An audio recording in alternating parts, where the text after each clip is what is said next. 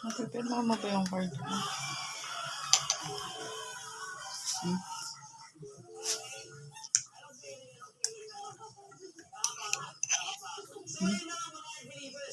Napipirma mo.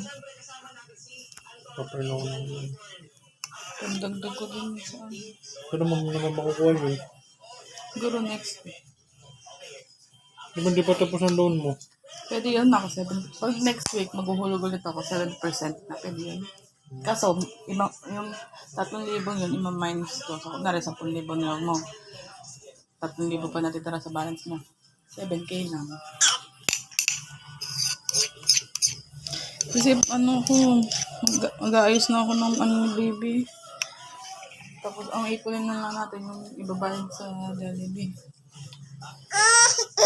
Abo.